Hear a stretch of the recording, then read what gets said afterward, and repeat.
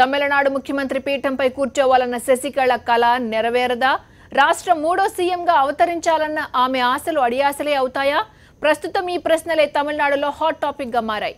Party శాసనసభ పక్ష నేతగా ఎన్నికై ప్రమాణ స్వీకారానికి అన్ని ఏర్పాట్లు చేసుకున్న శశికళకు ఊహించని షాక్ తగిలింది. మద్రాస్ యూనివర్సిటీ హాల్లో ప్రమాణ స్వీకారానికి రంగం సిద్ధం చేసుకున్న వేళ అనూహ్య పరిణామం చోటు చేసుకుంది. ముఖ్యమంత్రిగా శశికళ ప్రమాణ స్వీకారంపై సందిగ్ధత నెలకొంది.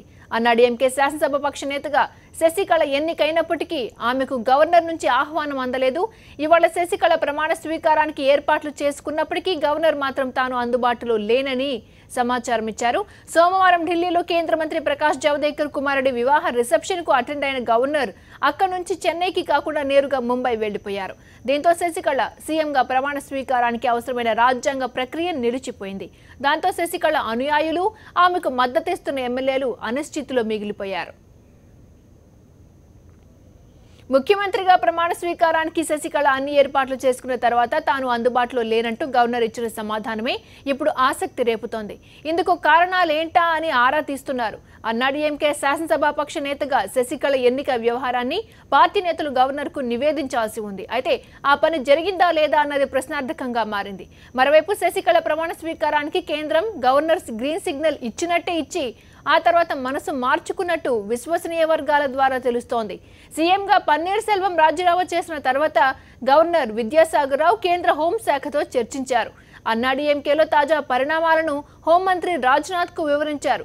ఇవన్నీ జరిగాకే పన్నీర్ సెల్వం రాజీనామాకు గవర్నర్ ఆమోదం తెలిపారు. కానీ ఇంతలోనే అనూహ్య మార్పులు చోటు చేసుకున్నాయి. శశికళ ప్రమాణ స్వీకారంపై గవర్నర్ న్యాయ సలహా కోరినట్టు ఢిల్లీ నుంచి విశ్వసనీయ వర్గాలు తెలిపాయి.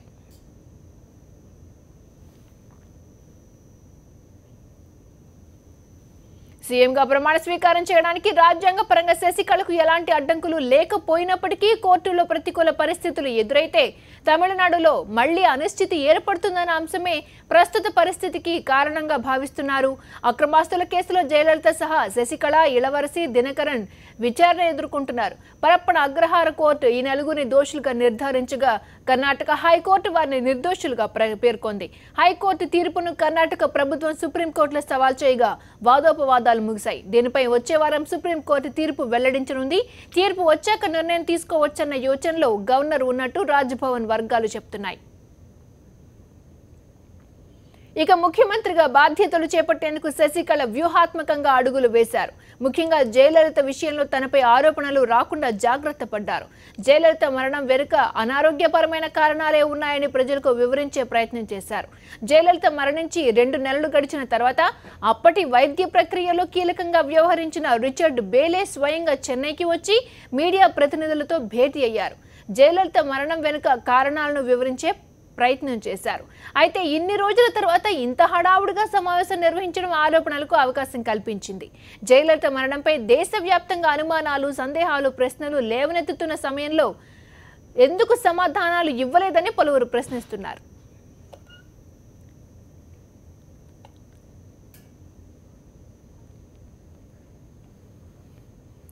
తమిళనాడు మాజీ ముఖ్యమంత్రి జయలలితపై విష ప్రయోగం జరిగిందా? ఆమెది సహజ మరణం కాదా? అవునని అంటున్నారు అన్నాడీఎంకే సీనియర్ నేత పిహెచ్ పాండియన్. జయలలిత మరణం సహజమైనది కాదని పాండియన్ ఆరోపించారు. జయలలితను పోయస్ గార్డెన్ లో కిందకి తోసేశారని, ఈ విషయం బయటపడకుండా జాగ్రత్త పడ్డారని విమర్శించారు. జయను ఆసుపత్రిలో చేర్పించిన విషయాన్ని శశికళ దాచిపెట్టారన్న ఆయన ఎలాంటి చికిత్స అందించారన్నది సీనియర్ నేతలకు కూడా చెప్పలేదని పేర్కొన్నారు. ఎమ్మెల్యేలను కూడా జయ ఉన్న రూమ్ లోకి వెళ్లకుండా అడ్డుకున్నారని మండిపడ్డారు. అమ్మ ఆరోగ్యం గురించి సరైన సమాచారం ఇవ్వకుండా శశికళ ఇష్టారీతన వ్యవహరించారని దుయ్యబట్టారు. జయలలితపై విష ప్రయోగం జరిగినట్లుగా తమకు అనుమానాలు ఉన్నాయని పాండియన్ ఆరోపించారు. ఇక శశికళపై పాండియన్ ఘాటు విమర్శలు చేశారు. తమిళనాడు సీఎం అయ్యే అర్హత శశికళకు లేదని తేల్చేశారు. జయలలిత మరణం వెనుక శశికళ పాత్రపై సమగ్ర దర్యాప్తు చేయించాలని డిమాండ్ చేశారు. జయ మరణం తర్వాత అన్నాడీఎంకేతో పాటు ప్రభుత్వంలోనూ చిన్నమ్మ పెత్తనం పెరిగిపోయిందని విమర్శించారు. శశికళ నాయకత్వాన్ని తాను పూర్తిగా వ్యతిరేకిస్తున్నానని పాండియన్ స్పష్టం చేశారు.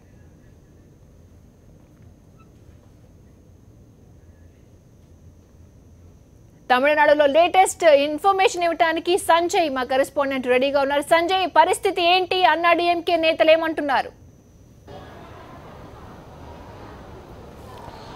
ఒకవైపు తన వర్గంతో అంతేకాకుండా ఎమ్మెల్యేల సమావేశం ద్వారా పక్షనేతగా శాసనసభ పక్షనేతగా ఎంపికైన శశికళ ముఖ్యమంత్రిగా ప్రమాణ స్వీకారానికి సంబంధించిన అన్ని ఏర్పాట్లు చేసుకున్న నేపథ్యంలో గవర్నర్ ఆమెకు ఏదైతే ప్రమాణ స్వీకారానికి సంబంధించిన సమయాన్ని కేటాయించకపోవటం, అంతేకాకుండా ఢిల్లీలో బిజీగా గడిపిన గవర్నర్ అటు నుండి నేరుగా ముంబైకి వెళ్ళిపోవటం ద్వారా ఏదైతే ఏదైతే ప్రమాణ స్వీకారం ఉందో అది వాయిదా పడటం ద్వారా శశికళకు అది శరాఘాతంగా మారిందని చెప్పొచ్చు. అంతేకాకుండా శశికళకు వ్యతిరేకంగా వెల్లువెత్తుతున్న నిరసనల నడుమ ఆ శశికళతో ముఖ్యమంత్రిగా ప్రమాణ స్వీకారం చేయించడం ద్వారా ఉండే న్యాయపరమైన సలహాలను కూడా గవర్నర్ తీసుకున్న తర్వాతనే ఆయన ముంబైకి వెళ్ళినట్టు సమాచారం అందుతుంది.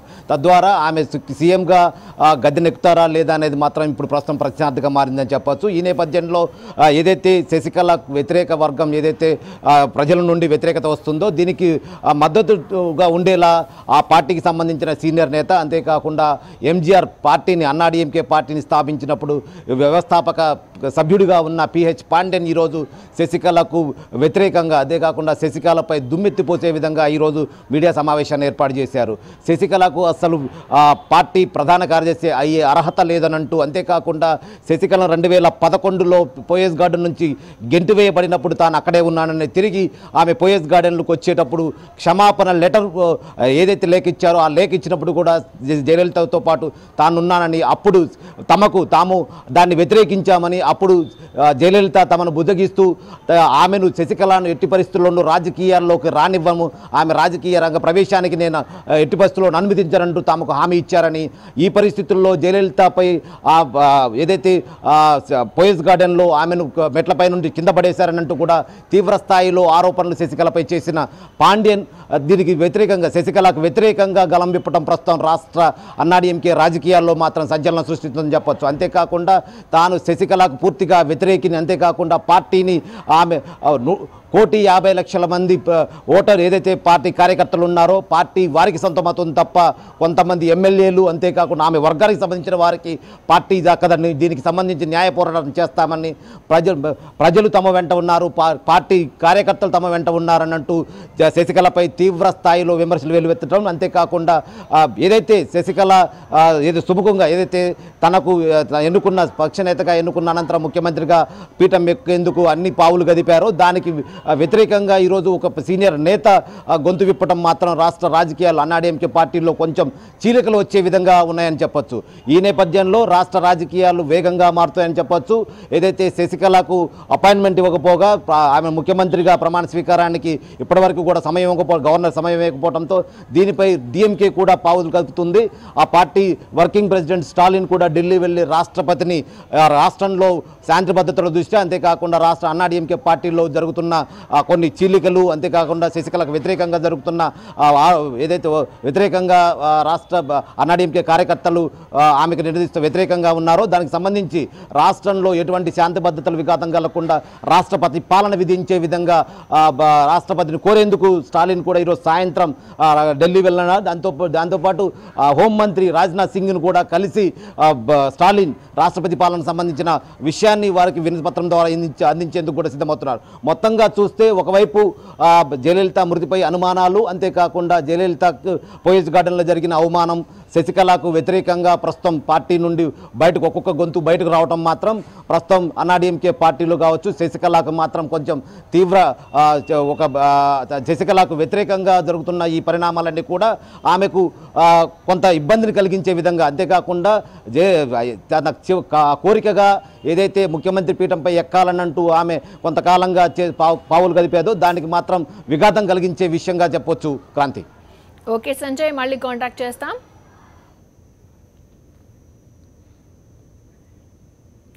తమిళనాడు మాజీ స్పీకర్ పాండ్యన్ చేసిన వ్యాఖ్యలు తమిళనాట తీవ్ర కలకలమే రేపుతున్నాయి. నిజానికి అమ్మ మరణంపై ఇప్పటికే చాలా మంది తీవ్ర ఆరోపణలు చేశారు. ఆ ఆరోపణలకు పూర్తి బలం చేకూరుస్తూ పాండ్యన్ చేసిన వ్యాఖ్యలు ప్రకంపనలు సృష్టిస్తున్నాయి. అయితే పాండ్యన్ వ్యాఖ్యలను అన్నాడీఎంకే నేతలు కొట్టిపారేశారు. పొలిటికల్ మైలేజ్ కోసమే ఆరోపణలని విమర్శించారు. జయలలిత మరణంపై అపోలో వైద్యులు పూర్తి వివరాలు ఇప్పటికే వెల్లడించారన్నారు.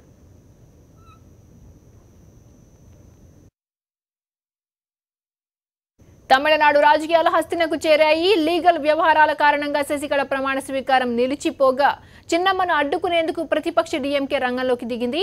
డీఎంకే వర్కింగ్ ప్రెసిడెంట్ తమిళ విపక్ష నేత స్టాలిన్ ఢిల్లీ వెళ్లారు. హోంమంత్రి రాజ్నాథ్ సింగ్ ను ఆయన కలవనున్నారు. రాష్ట్రపతి ప్రణబ్ ముఖర్జీతోనూ డీఎంకే ప్రతినిధి బృందం భేటీ కానుంది. అవినీతి కేసులు ఎదుర్కొంటున్న శశికళ సీఎం కావడాన్ని డీఎంకే తీవ్ర స్థాయిలో వ్యతిరేకిస్తోంది.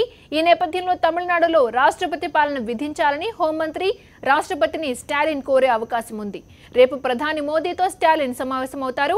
మరోవైపు శశికళపై వేసిన పిల్ మీద ఉత్కంఠత నెలకొంది. శశికళ సీఎం కాకుండా అడ్డుకోవాలంటూ సుప్రీంలో పిల్ దాఖలైంది. కాసేపట్లో పిల్ను సుప్రీం విచారించనుంది. కోర్టు తీర్పు తర్వాతే గవర్నర్ నిర్ణయం తీసుకునే యోచనలో ఉన్నట్లు సమాచారం.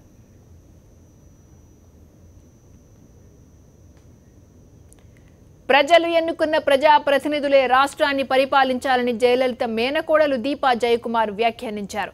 త్వరలో పార్టీ ప్రారంభించనున్న ఆమె తన మద్దతుదారులతో సమావేశమయ్యారు. ఈ సందర్భంగా వారితో ఆమె మాట్లాడుతూ తనను నమ్మిన వారికి ఏదైనా చేయాలనే కృత నిశ్చయంతో ఉన్నానని పేర్కొన్నారు. ప్రస్తుతం తమిళనాడు ప్రజలు స్వాతంత్ర్యం కోల్పోయిన పరిస్థితి ఏర్పడిందని ఆరోపించారు. ఈ విషయంలో ప్రజలకు వేరే అభిప్రాయమే లేదని పేర్కొన్నారు. ఇంతవరకు ఓర్చుకున్నామని, ఇక మంచి భవిష్యత్తు కోసం పోరాడదామని సూచించారు. ప్రజల కోసం బతికే వాళ్లు రాష్ట్రాన్ని పరిపాలించాలని, జయలలిత పేరు మరుగున పడకుండా కాపాడటం తమ కర్తవ్యమని తెలిపారు. తప్పకుండా అందరికీ మంచి భవిష్యత్తు ఉంటుందని పేర్కొన్నారు.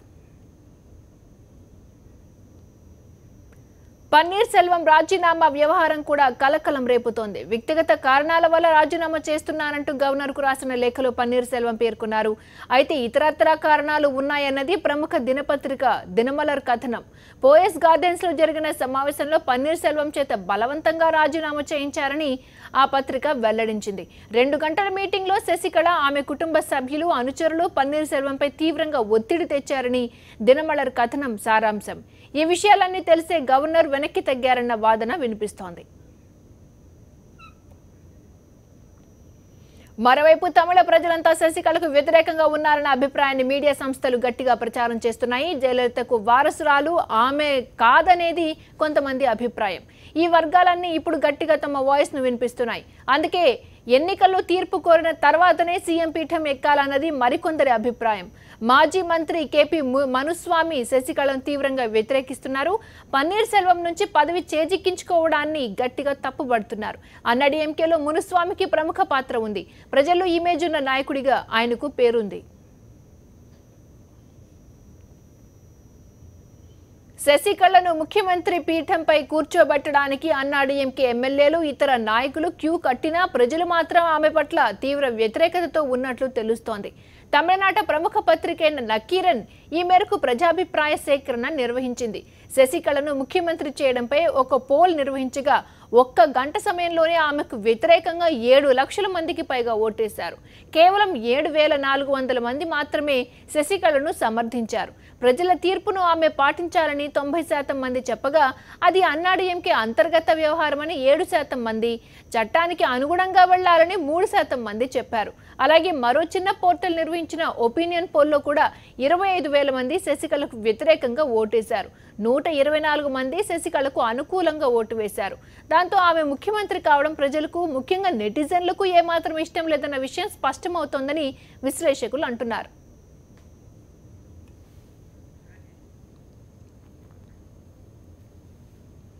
మరోవైపు సోషల్ మీడియాలో కూడా శశికళకు వ్యతిరేకంగా ఉధృతంగా ప్రచారం సాగుతోంది. ట్విట్టర్, ఫేస్బుక్లో ఆమెకు వ్యతిరేక ప్రచారం పెద్ద స్థాయిలో ఉంది. ట్విట్టర్లో అకౌంట్ల కింద పెడుతున్న సందేహాలు శశికళను తీవ్రంగా దెబ్బతీస్తున్నాయి. పన్నీర్ సెల్వమే సీఎంగా ఉండాలని చాలా మంది నెటిజన్లు అభిప్రాయపడుతున్నారు.